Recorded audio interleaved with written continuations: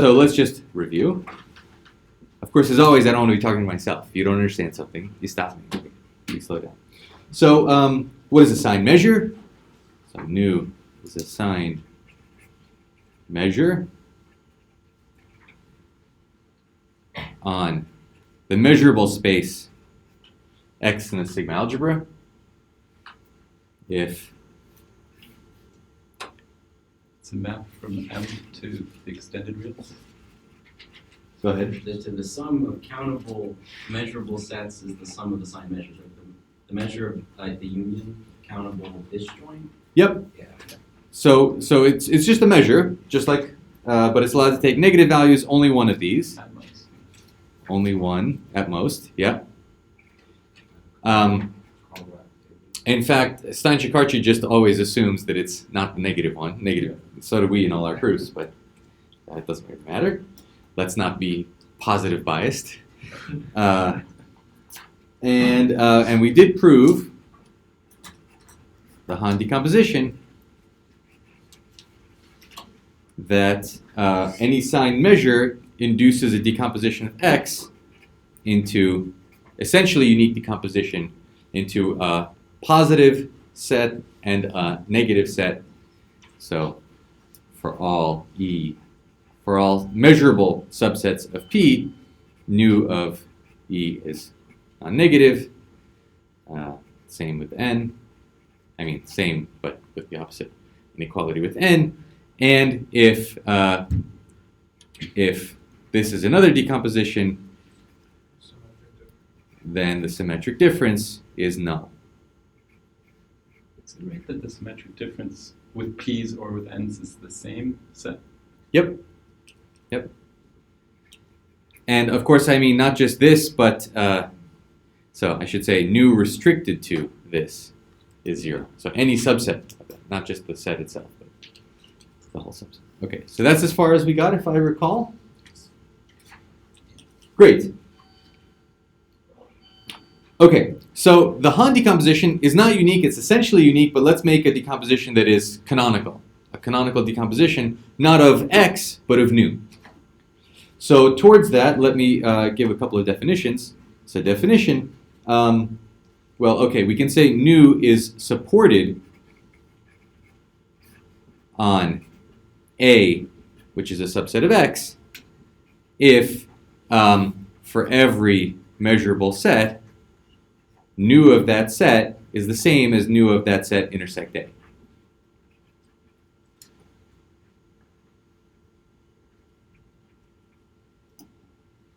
Okay, there are a whole bunch of exercises you can play here, like nu on A complement is a null, A complement is null for nu, things like this.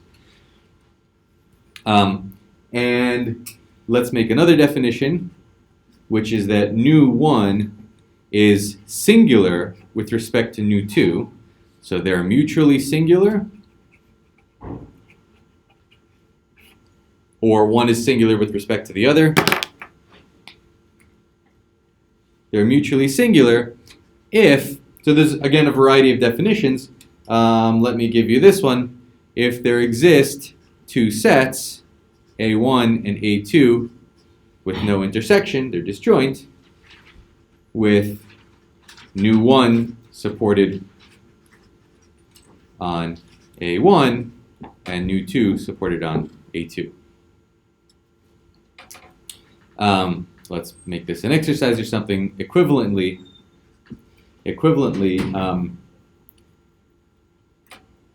how do I want to say this? There exists a decomposition A1 disjoint union A2 of X such that AI is null for nu, I guess to be consistent with what I said here, I have to take 1 minus I, 2 minus I. Not I? Well, they're 1 and 2, so 2 minus, no. 3 minus 2 is 1 and 3 minus 1 is 2? Whatever, you know what I mean. Yeah, 3 minus I works. Or just I plus 1 mod 2. Whatever, yeah. Okay? I should have called them nu0 and nu1. Then just doesn't have to be the same. Well, what if that's the such that AI is null. AI is null for the other. Let's do this. AI complement is null for nu I. I mean, I don't have to keep the same notation from this to this. New 3, new 4, different sign measures, right? Say it again? It would be new 3 and new 4. No, 3 minus I. No, there's That's no. not 3i, right? 3 you said minus 3 I. minus I. There was 3 minus I, but let's just make it I. Ah, okay. Okay? All right. Anyway. So here's the Jordan decomposition theorem. Very simple. Very simple theorem. Jordan decomposition theorem.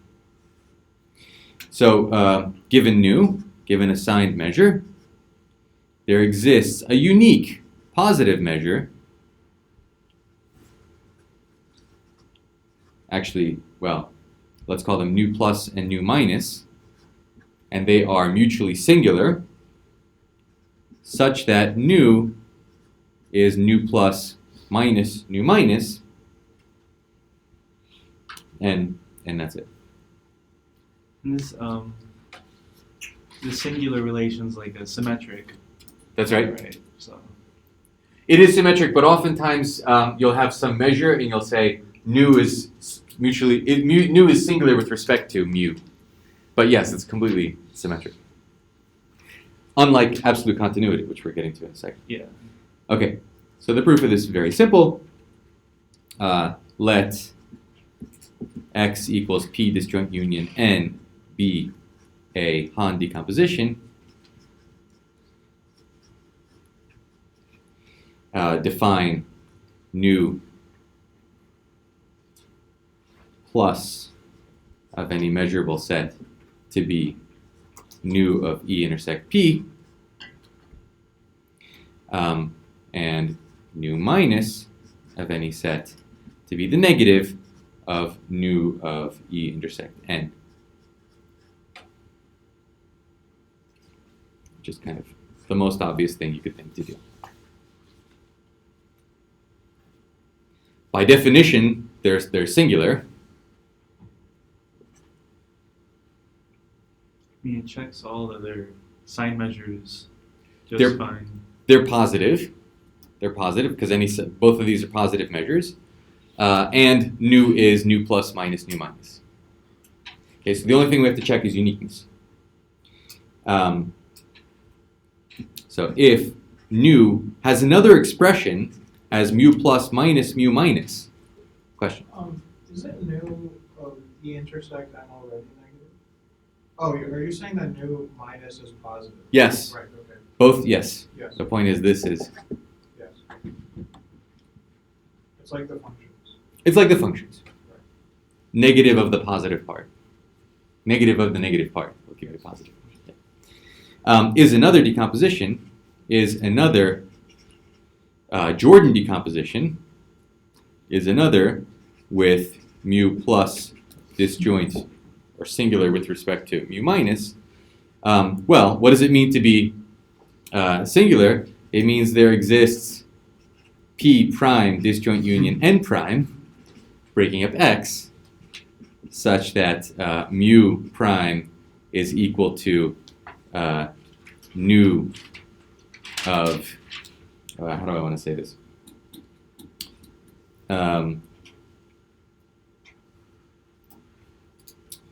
What I want to say is if there's another decomposition, so that, okay, let's put it like this. Mu of n prime is 0,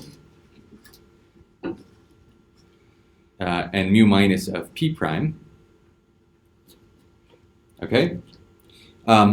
So this is another Hahn decomposition, which implies p symmetric difference p prime is null for nu. Thank you. Okay, if we have another decomposition and they're mutually singular, well, if they're mutually singular, then there's a decomposition. That's what that equivalent said. So that mu plus on n prime is null, and mu minus on p prime is null. Now I don't have to say positive, or these are positive measures. So if this is 0, any subset of it is 0. We're not dealing with sign measures anymore. But if this is another Hahn decompositions are almost unique. So this is null for nu. And what does that mean? For any measurable set, mu plus of E is P prime is the support. P prime is the support of mu plus. So that's just by definition. Now, this is the positive part, and so that has to agree with nu, because nu is mu plus minus mu minus. So if you're in the plus part, then you agree with nu.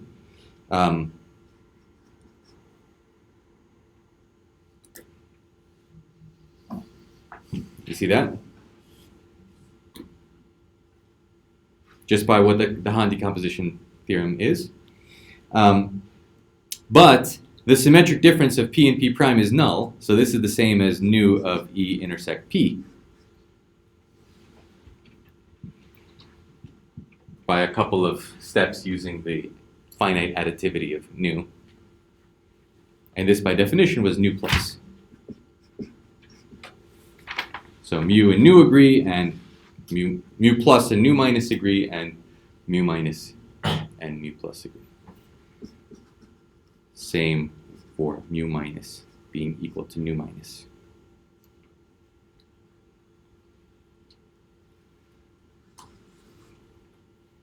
Any questions on Jordan decomposition? Very straightforward theorem. So again, Why, like in the definition of the perpendicular thing, Yes. the mutually singular, it was actually about the proof. Oh, okay. So, like, doesn't it just ask that there exists some sets, not necessarily that their union is all of X? So why do we assume, like, right?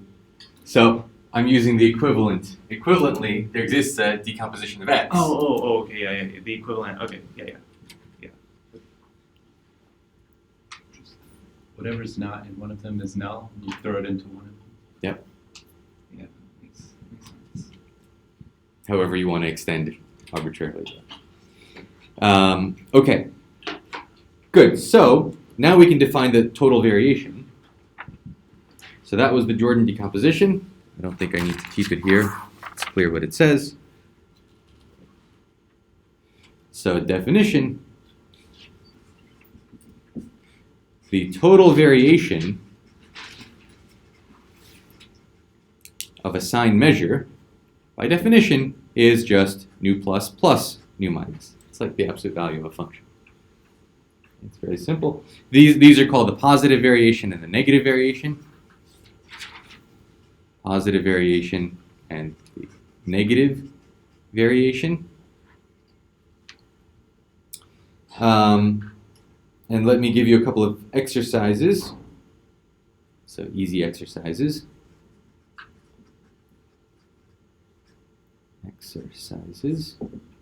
So here's one. For any measurable set, this is nu null if and only if its total variation is 0. It's just obvious, but go through the exercises if you really want to brush up on this. Two measures are singular. Nu is singular with respect to mu if and only if its total variation is. And if and only if both the positive variation and the negative variation are mutually singular.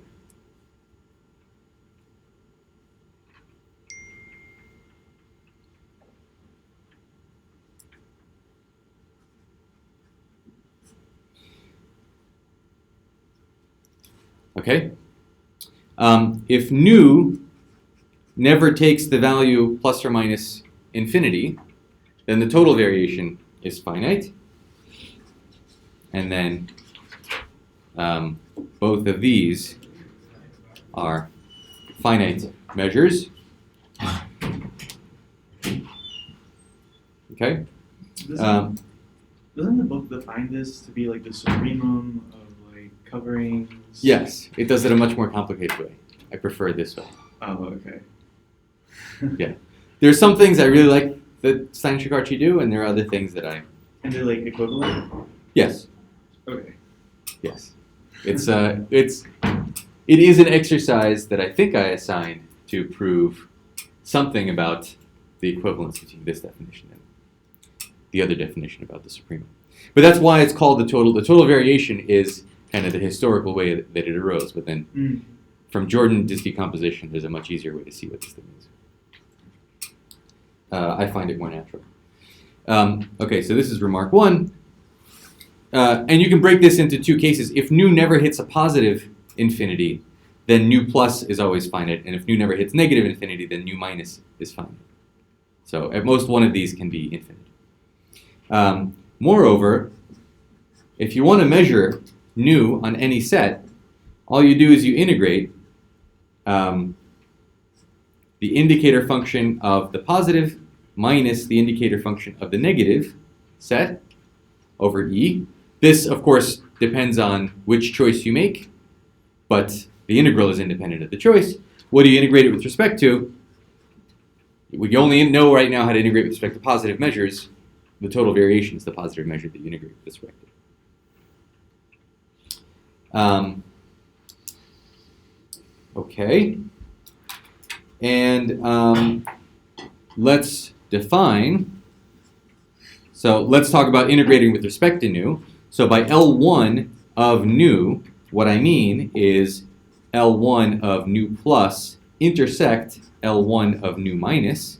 So functions that are integrable both with respect to this positive measure and this positive measure will be functions that we call integral with respect to the sine measure nu, and define the integral of f d nu to be the integral of f d nu plus, which we know how to do, minus the integral of f nu minus. And both of these are finite things, so we can subtract them. Okay? One more thing. Nu is called sigma finite. What does that mean now? We need there to be some countable cover with only finite measures, but you could be hiding some infinite parts somewhere in that countable cover, so you have to be a little delicate. Don't be delicate. Take the absolute value. If the absolute value is sigma finite, then we call it sigma. Then we call nu itself sigma finite.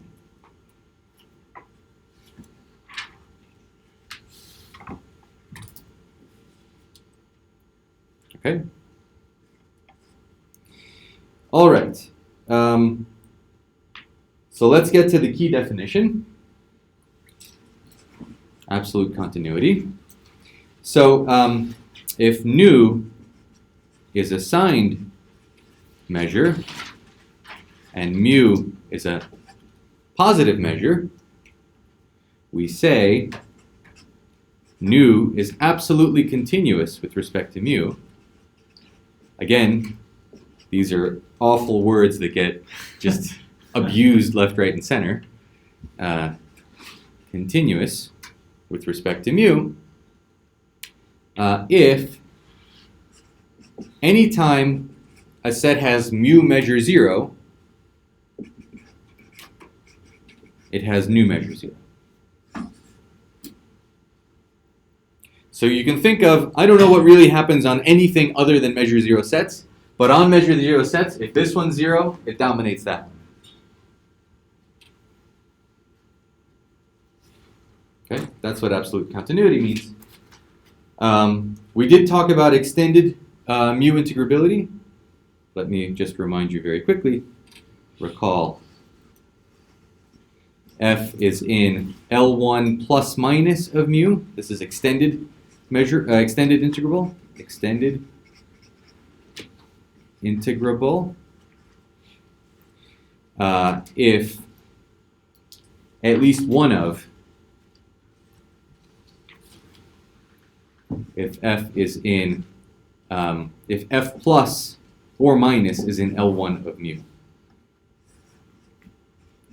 At least one of. So it could be that f plus has infinite mu measure, but f minus shouldn't. Okay? You remember that? So f is a real valued function. It's the plus part minus the minus part. One of those parts needs to be integrable. That's the extended integrability. So now I can state the Radon-Nikodym theorem, the proof of which will motivate some fun excursions. Radon-Nikodym theorem, which for the real numbers was proved by Lebesgue. So let's give him credit too. It says, let nu be sigma finite and mu a positive measure, sigma finite. Nu is a Sine measure. And assume that nu is absolutely continuous with respect to mu. So at the moment, all we've assumed is that anytime mu, the positive measure, gives us at measure 0, then nu has measure 0. The only way this can happen, then there exists a unique function, which is, well, maybe not measurable, but extended measurable. Extended integrable. Extended integrable, thank you. Extended integrable, such that nu of E is the integral over E of f d mu. Is for all E? For all measurable E.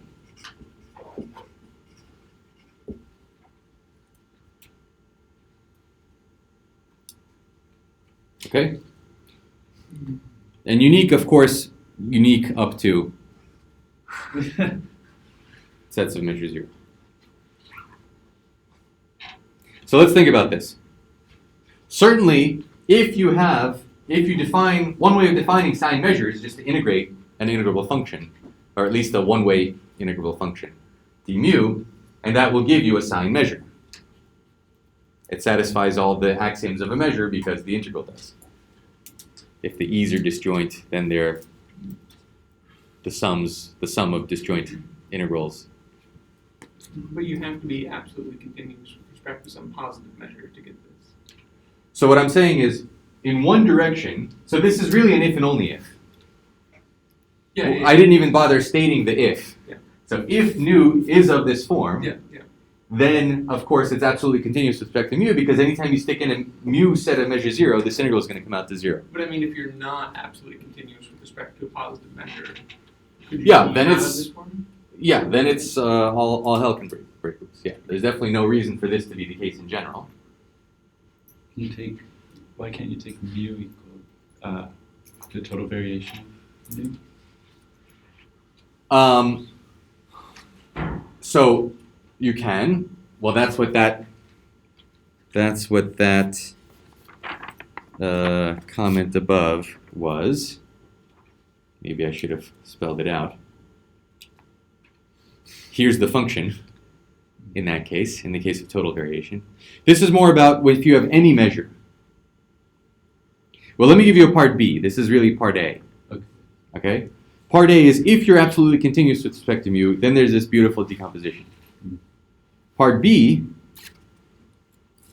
but you're right, the reason I made this remark, although I didn't say it, the reason I made this remark is that here's an instance of that.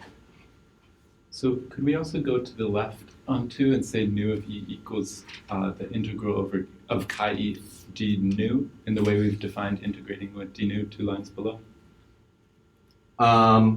Here. Yeah. Yes. So chi E, if you stick in chi E here, you get exactly back to here. Right? Because the negative, I think it's clear.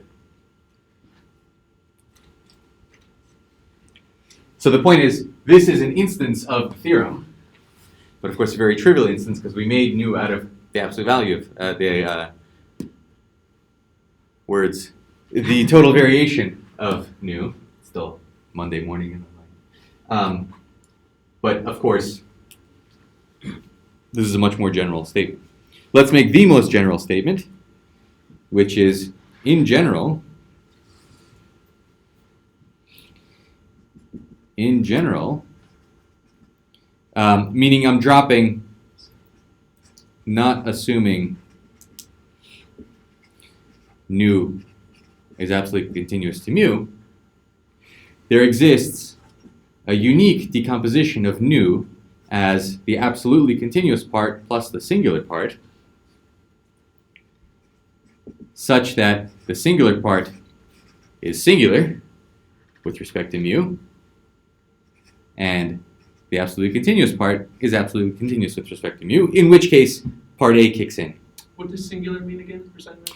Anytime this set has measure non-zero, this set has measure 0. Or there's a decomposition of the space into two disjoint regions, where this one is supported on one region, this one's supported on the other Okay, region. gotcha.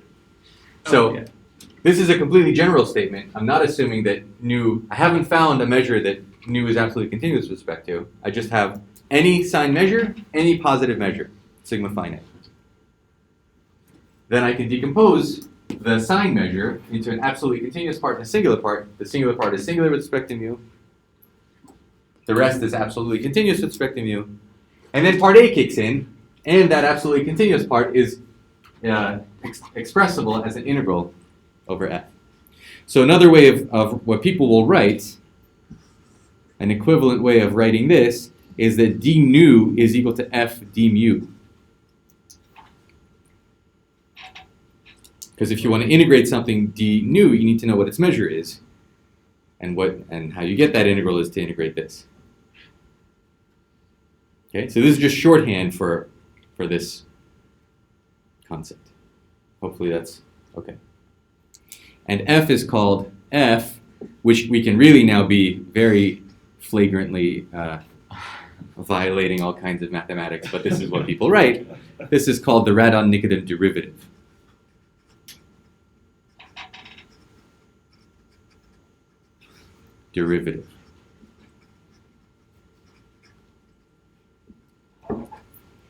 Again, the meaning of these symbols is these symbols, and the meaning of these symbols is this formula.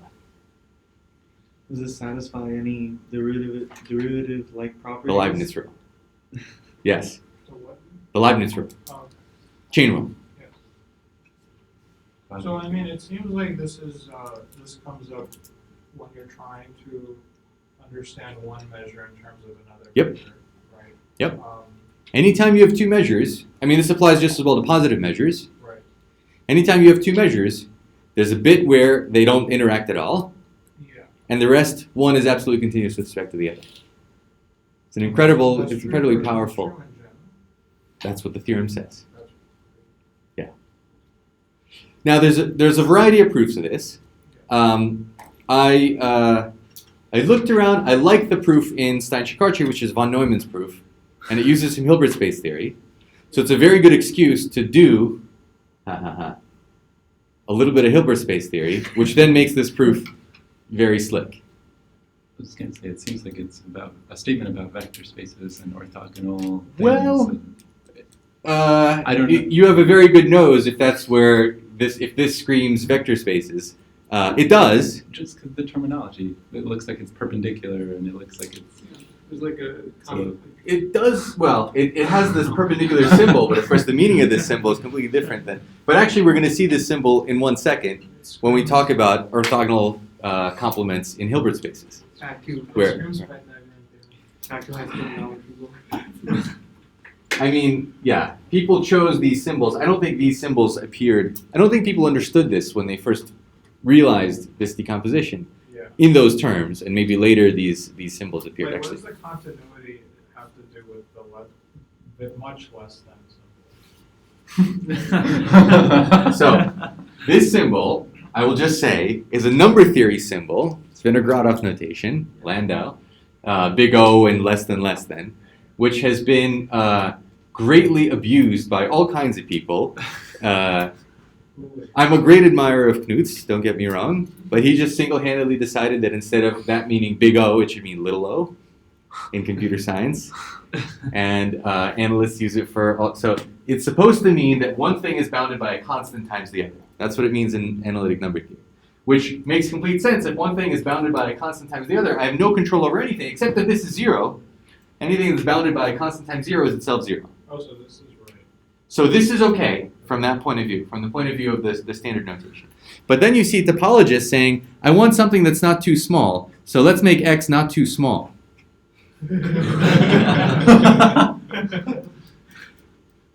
Yeah, At least put a 1 there. where's the continuity coming in? Oh, why it's called absolute continuity? Yeah. It's also a long story. And then the perp also, like he said, threw me off because I was thinking about orthogonal vector spaces. Yes, well, this is so abstract at this point that there are no real vector spaces, but actually there will be, that we're going to deal with in a second. So that's what I kind of want to do, a crash course in Hilbert spaces and the Reisz representation theorem. So maybe for a second, forget all of this, and then we're going to come back to it. I make myself all kinds of promises. All right, so how do I want to motivate why I'm doing this? Well, let's just start the proof. We'll start one step of the proof, and then we'll get stuck in Hilbert space theory for a little while. So, proof, beginnings of the proof. The first thing I want to do is, all right, let's start. Let's assume first that nu is actually a positive measure. We'll deal with sign measures later. And instead of sigma finite, let's assume that both nu and mu are actually finite. That'll make our lives kind of easy to begin with, and then we'll do some standard tricks to generalize. Okay, so let rho be the measure nu plus mu. So this is a finite measure, finite positive measure on X. Okay, I just mean the measure of any set. The rho measure of any set is nu of that set plus mu of that set. Still a measure. Satisfies all the axioms. So, all right, let's get into the Hilbert space. So kind of forget everything that we've been talking about, but consider the Hilbert space, which I haven't defined for you. L2 of rho. So what do I mean by L2 of rho? This is the set of functions from x to your favorite field of scalars, let's just take the complexes, such that the integral of the absolute value, d, well, rho, I guess, this would be L1. L2 is just, you put a square there, is bounded. Okay, and LP is you put a p power here. Do you have to worry about like the equivalence classes? And of course I mean not functions, but equivalence classes of functions. So I don't care about sets of measure 0. All right, what makes this a Hilbert space is that this has a, so unlike L1, L2 has a sesquilinear product. So if I have f and g in L2, I can form their product f inner product g, by which I mean integrate f times g bar d rho. I guess we're using rho. So I have to prove a couple of things. A, this definition makes sense.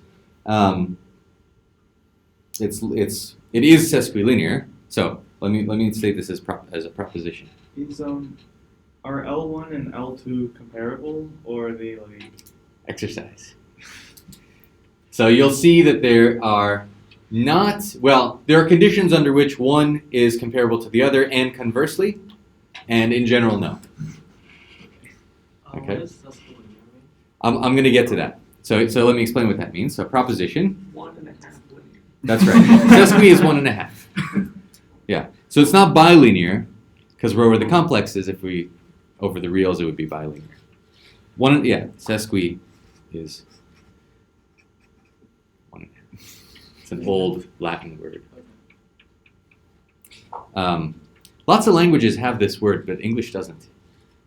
Sesqui? Well, 1.5 as a word. yes, 1.5 as a word. Sesqui is the word for 1.5 in English, which is French? not common.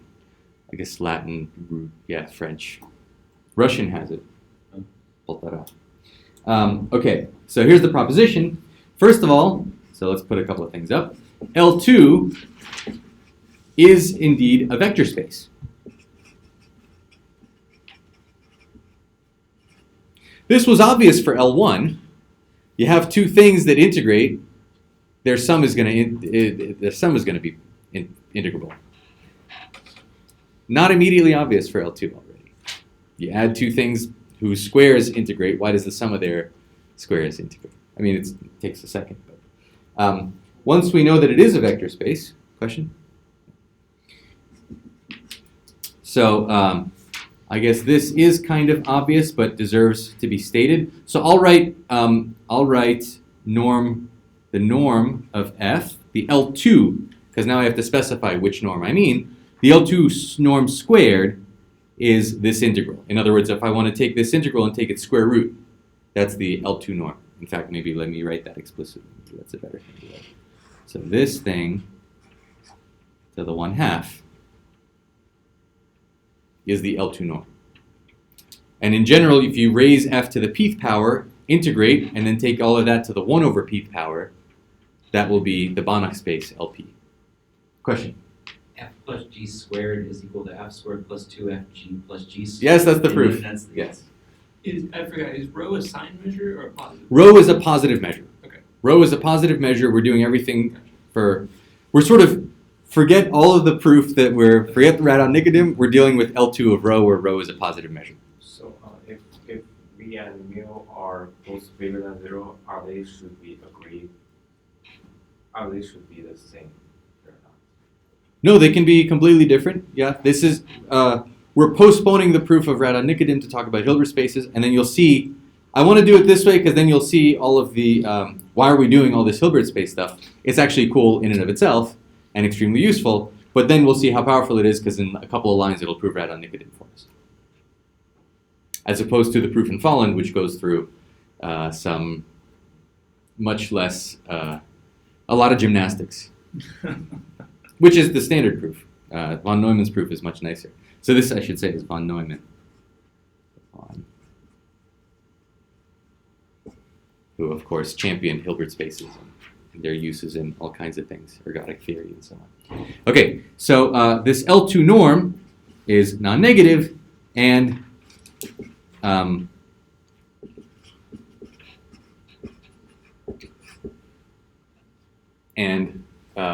whatever this is called.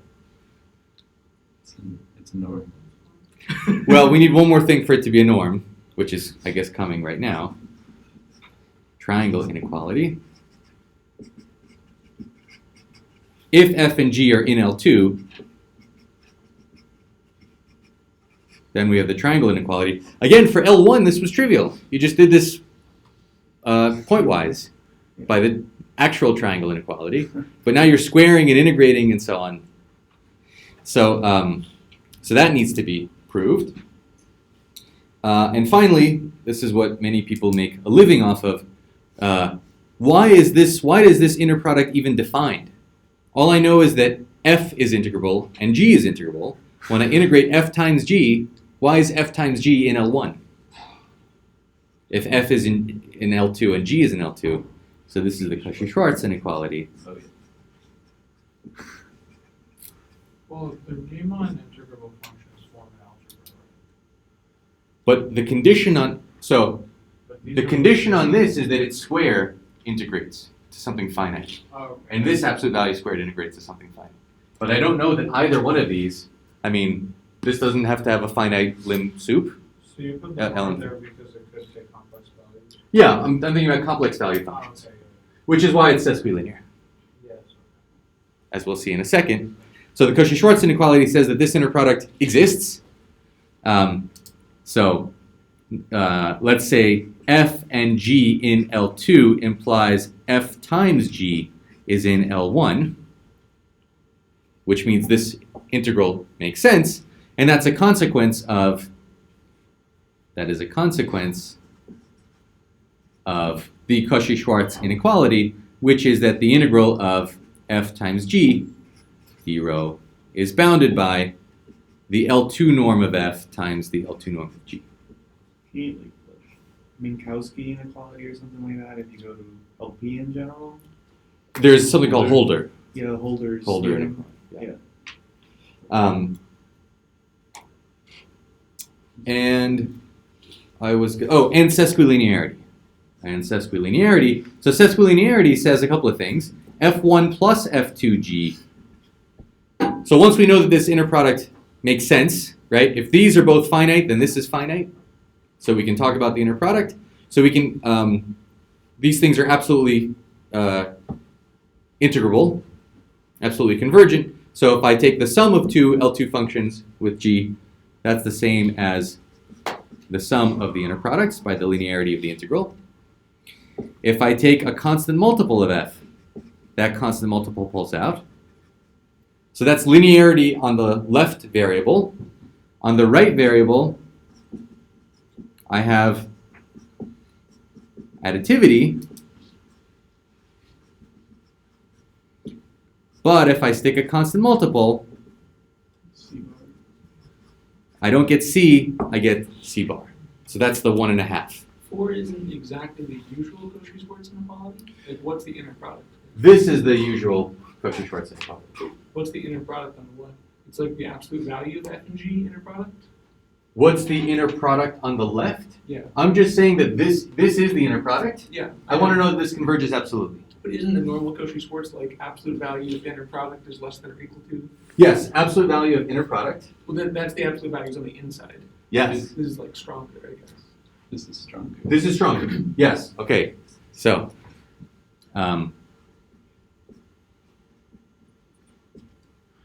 Yeah. Can you see that? Yeah. Kind of. Okay. So the absolute value of f and g, the inner product. Let me bring the absolute values inside, and this is the stronger statement then. Okay. All right. So these are all very simple and fun to prove.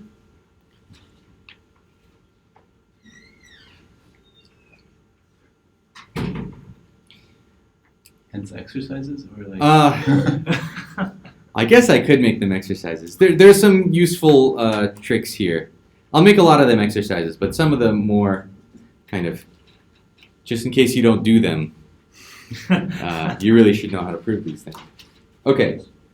All right. So first of all, observe that f plus g is at most twice the max of f and g. So f plus g squared is at most 4 times the max of these things, and the max is, of course, at most, the max of these things squared, and the max is at most the sum. And now integrate. So that proves 1. It's a vector space. So I should say, this means that the sum of two things is square integrable if the things are individually square integrable. And a constant is obviously, the constant pulls out. Okay, so it does form a vector space. Does that make sense? So we've shown that. Why is it non-negative? Yeah, it's absolute value squared. This is obvious. How come if the L2 norm is 0, then the function is 0? The same reason, because we're integrating on negative. Yes. The L2 norm being 0 means the L1 norm of f squared, absolute value squared, is 0. So f squared and absolute value being 0 almost everywhere means f is 0 almost everywhere. Okay? So there's nothing to do there, or exercise if that was too fast. Triangle inequality. Let's come back to the triangle inequality. We'll prove that once we prove Cauchy-Schwarz. Okay, so let me give you kind of a quick proof. Let me do this. So proof of 4.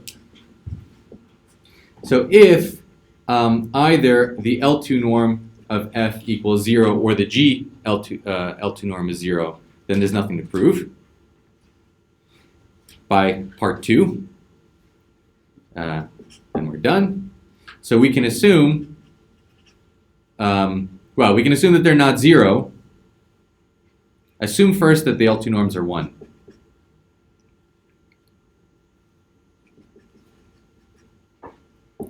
Whenever I write norm for this entire discussion, I mean L2 norm, so I don't have to put 2's everywhere.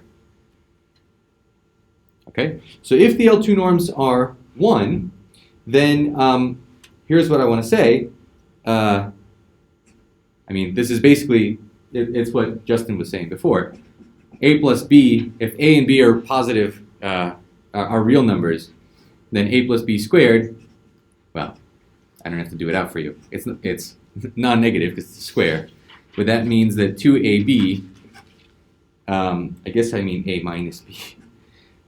So 2AB will be less than A squared plus B squared.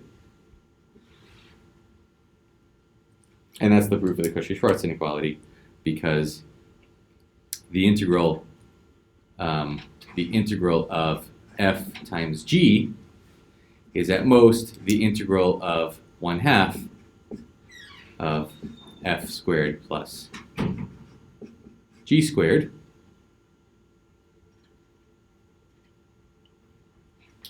I'm using absolute value of f for a and b. And I'm moving the 1/2 to the other side.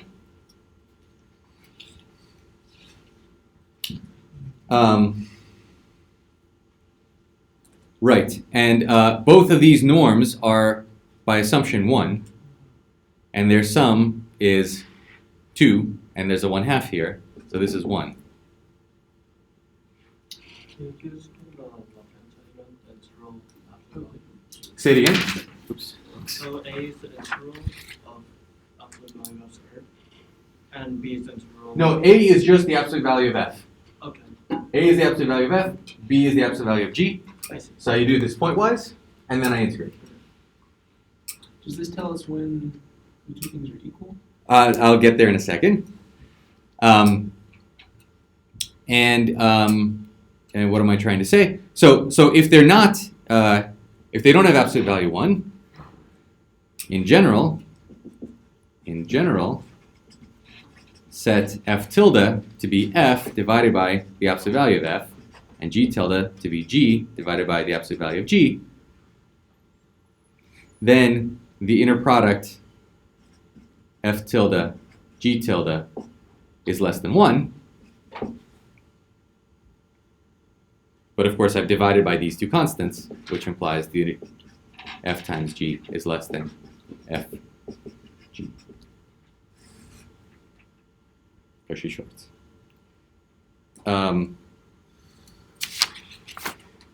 Okay, so that was Cauchy-Schwarz. Now let's prove. Okay, so 5 is just an exercise. The linearity is obvious once we know that these things are defined, which we now know from Cauchy-Schwarz. And let's prove the triangle inequality. What is that called? 3. So proof of 3. Triangle, yes, triangle inequality. So the proof of 3. Okay, the proof of 3 is very simple. Let's just look at what it is. F plus g norm squared. That's just f plus g times f plus g, inner product f plus g. So if you use the linearity, well, should I write it out? No, I think you see what's going on. F plus g, inner product f plus g. So now you use linearity. So I get ff, I get gg, and I get an fg and a gf. And gf is the conjugate of fg, so this is plus 2 times the real part of f inner product g. because it's the sum of a complex number and its conjugate. Did I do that too fast? Okay. And what that means in absolute value, well, this is already a non-negative thing, but if I put absolute values here, the real part is, of course, well, or just put the absolute values there. Sorry, absolute values, not norms. Absolute values. What does it say now? Plus 2 absolute value of f inner product g. In other words, I'm putting absolute values on this thing. That makes it potentially bigger. There was some complex number here. One was f inner product g, the other one was g inner product f. Both of those have the same absolute value. So I'm just adding them up. And now use the Cauchy-Schwarz inequality. This is norm f squared plus norm g squared plus 2 Cauchy-Schwarz, norm f, norm g. This is also norm f plus norm g squared. And now we can take square roots on both sides and we get the triangle. Okay. I'm really not going to get nearly as far as I hoped. But that's okay. This is important stuff. We'll get back to, hopefully you can remember what Radon-Nikodym stated after we get through all this stuff. So what have we proved? Is anybody still copying this down? Yeah, let me give you a minute. Put the proposition here. So what we proved? We do have a vector space. It has a norm because it has a triangle inequality and it's non-negative and it's zero if and only if the thing is zero. We proved the Cauchy-Schwarz inequality, the linearity of the sesquilinearity of this inner product. Let's prove the Reisz-Fischer theorem. Is it complete? Uh-huh. So we need that for Hilbert Space, right? It's true for all Banach spaces, Reisz-Fischer. So L2 is complete. And the proof is identical. If you look back at our earlier proof, we only ever used that we had a norm. So you have a Cauchy sequence. So proof is the same. Let me just say it in words in the interest of... So let's leave it as an exercise, in fact. Sum of f and k. Right. Yeah. So you speed up, so you have some Cauchy sequence. By the way, I should say, what do I mean by Cauchy sequence? So Fn goes to f in L2 if the L2 norm of Fn minus f goes to 0. Okay? So the distance function is you subtract the two things and take the L2 norm. So that's what I mean by a Cauchy sequence. So if you have any Cauchy sequence, you need to find a function in L2 that you converge to. So what do? Well, you speed it up first by taking a subsequence so that the differences from one term to the next are bounded by 2 to the k or something, 1 over 2 to the k. And then you take the telescoping sum, and then you do exactly what we did for Reisz-Fischer, putting absolute values. After you put absolute values, instead of taking L1 norm, take the L2 norm, which you can because you have the triangle inequality. So what pieces of L2 make this work? Is it that it's an inner product space, that it's a norm space? It's a norm. But not every norm space is complete, right? That's right. That's right. But these sort of function spaces. What was it? Well, I guess I can go look back at the proof and see what worked. So you take the sum f of x equal to Well, I know, f of 1 remember the proof, but like, why does it work for functions and not for other things specifically? So, right. In general, when you try to do this telescoping thing, you don't know. So you can always speed things up. If you have a Cauchy sequence, you take a subsequence that speeds. Well, in general, you don't even have a vector space on a general metric space. But like in a norm space. You're using the fact R is complete, right? I am using the fact that R is complete. I'm using the dominated convergence theorem. Okay. That's what I'm really using. The monotone convergence theorem, dominated convergence The theorem in the end. rationals themselves are a normed vector space. Yeah. And they're not complete. Yeah. So I'm definitely using the integration I'll go think of these things. So that's why LP spaces. Okay? So that proof is the same. Let me not spend more time on it. So this is what Cauchy sequences look like. And now we can talk about linear maps, because I want to get to the Reisz representation theorem. So let's look at some linear functionals. So here's a remark. Given, sorry? Yeah, this is what we need for the homework. For the previous homework. For the next homework. Yeah, for the next one. Good. Yeah, linear functionals thing. Great. So, so if you fix some g in your in L2 of rho, which I will now suggestively write h, we've basically, this is like the prototypical Hilbert space. Although, of course, Hilbert realized that these things work anytime you have one of these sesquilinear inner products. There's one more notion, which is separability, which let me not prove because we don't actually need for anything that we're going to say. But if you have a complete separable space with a bilinear inner product, that's a Hilbert space, basically. Separable meaning the same in topology? Sorry? Separable meaning the same in topology or different? Separable meaning there's a dense countable subspace. Yeah. Which there is here with step functions or something. I mean, if X is Rn, Rd. In general, it's delicate which LP spaces aren't separable depending on the properties of the underlying space X. That's why I want to avoid it, which I have now talked about. Okay, given one of these, given a vector, we can define a linear functional. Define linear functional that takes H to the complexes, linear functional, by, so this is L sub G, although hopefully I'll forget the G everywhere else. What does it do to F, L of F? F is an element of the Hilbert space. Inner product? Take the inner product. On which one? So you fix G. You fix a G, that induces a linear functional. What is it? Which side do I want to put it on? On the right. So the F would be linear in F. Right. It wouldn't be linear if I did it the other way around. It would be semi-linear, the conjugate linear. Okay? This is a linear functional, just by everything we said before. Here's a... How are you defining linear functional? It just pulls out scalars and like the sum. Yeah, this is a vector space.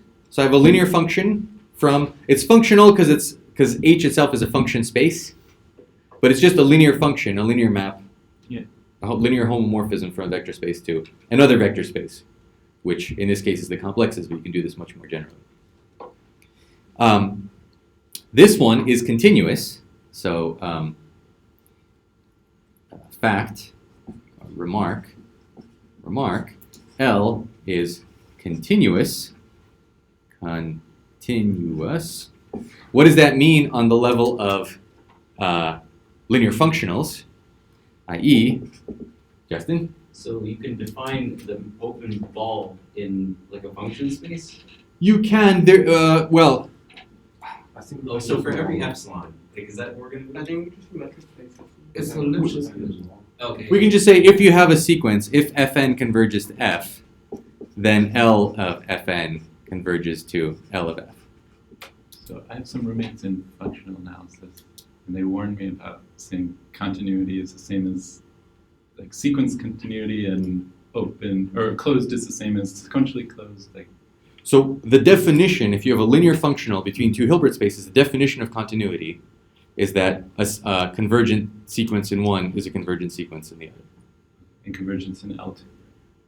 The convergence is the only way that we have convergence in general in the Hilbert space, which is the L2. Yeah, exactly. This is in L2. This is in L2 of the complex numbers, which is just convergence in the complex numbers.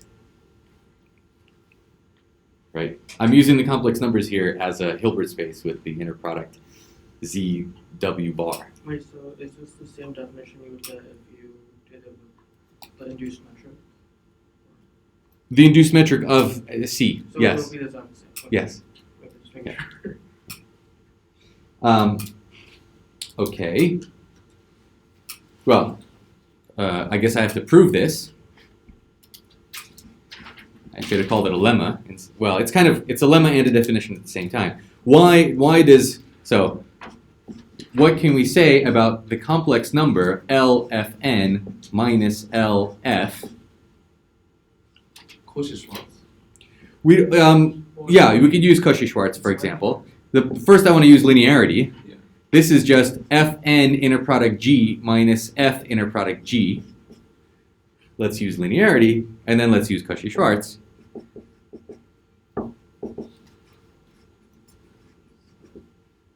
So that goes to 0. Sorry.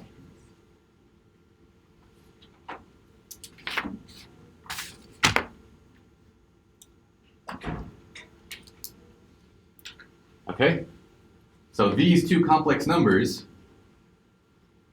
differ as n goes to infinity by something going to 0, just because this is linear and we have Cauchy-Schwarz. It's continuous and it's bounded. Remark. Remark, I guess, now means definition and lemma. L is bounded. So what's the operator norm of L? I.e., the operator norm,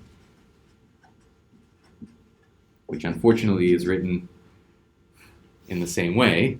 What this means, it's the sup of LF over F over all F in the Hilbert space that aren't 0.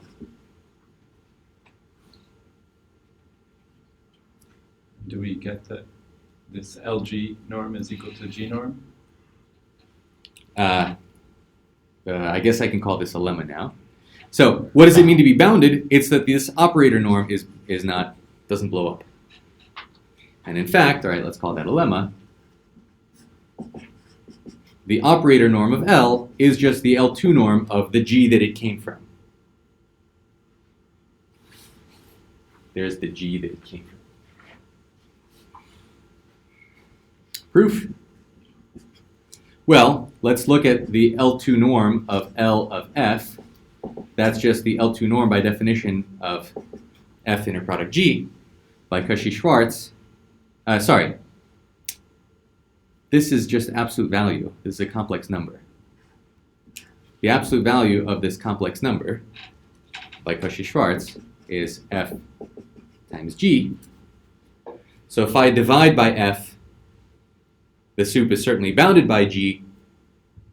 And if I stick in F equals G, then I get equality.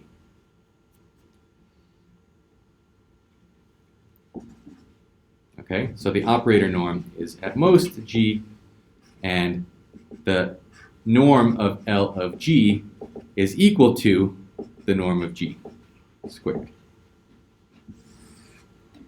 So that's equality. Is that clear?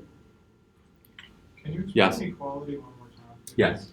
So the operator norm Yeah. means you take this complex number L of F, you take its absolute value, Right. and divide by, if I take F bigger, then this will scale too. So an equivalent definition is to just take F's on the unit sphere of norm 1. Unit sphere in this infinite dimensional Hilbert space. Let's not think about it as geometrically a sphere. It kind of is. Anyway. So that's the operator norm. Let's first prove that the operator norm is bounded by G.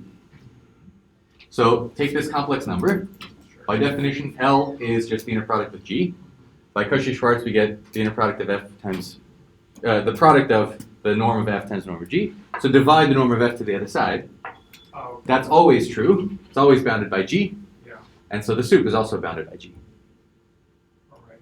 Okay, so that's the operator norm of L being bounded by the L2 norm of G. But now let's stick in G in place of F. So what does L do to G itself? It's G inner product G. Yes. That's just the G norm squared. Yeah. So now divide one of the G norms to the other side, Yeah. and you've found something that achieves the supremum. Wow. So not only is this the upper bound, it's also a lower bound, so they're equal. Okay, and now we can state the Reisz representation theorem. And oh gosh, it's good. We're moving a little faster. I think you can take it. So Reisz representation theorem.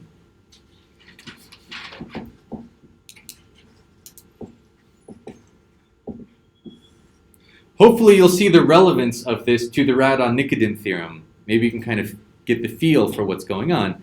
It's going to say that anytime you have a continuous linear transformation, it's one of these. Which is kind of like if you have an absolutely continuous measure, it's one of the ones that you know, which is you integrate a function against the measure.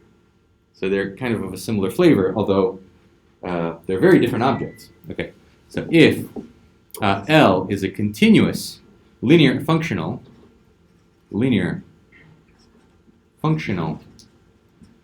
on this Hilbert space, but really for our purposes L2, since we haven't discussed abstract Hilbert spaces, then there exists a unique element of H such that what L does on anybody is just take its inner product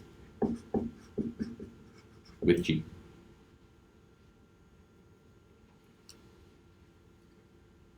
Okay?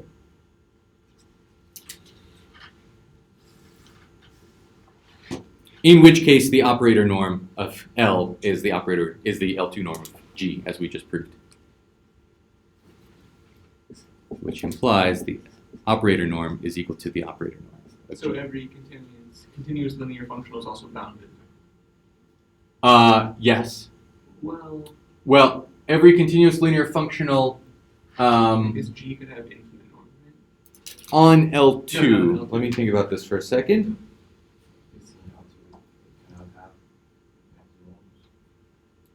Let me think about this a second. Am I using boundedness in the proof? I'm saying as a consequence of the proof. Oh, as a consequence of the proof. If you're continuous, then you're bounded. Yeah. Yes. Yeah, I'm not using boundedness anywhere in the proof. Yes, as a consequence of the proof, this is bounded. Question? But is that part of the assumption? L is a continuous bounded linear function? Nope. Okay. Just continuous. So imply bounded. Implied. Okay. Implies bounded. And Question. if it's bounded, is it continuous? If it's bounded, is it continuous? It's Lipschitz, right? Yes. Yeah. If it's bounded, then it's Lipschitz, and so by this argument back here, if it's bounded, then this is bounded by the norm of Fn minus F. So if that's going to 0, then it's Oh, wait, continuous. if you're bounded, does Reisz representation apply? Because you don't know if you're an inner product if you're just bounded, right? If you're bounded, let's go through this. Bounded is continuous is better than bounded. Yes. Okay, so if you're bounded, then this ratio never blows up. Yes. But you're always linear. The function is linear. So if you're a bounded linear functional, then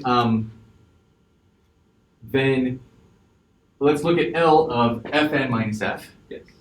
Which is just two vectors in your Hilbert space. That's equal to L of, so don't ignore this, just think of L of Fn minus F, but it's bounded, Right. which means that's at most some constant times Fn minus F. Okay, so bounded implies continuous. So continuous is weaker, but in fact, if it's continuous, then it's, so it's if and only if. So it's equivalent. So it's equivalent, yes. It starts out being, after Reisz representation, it's equivalent.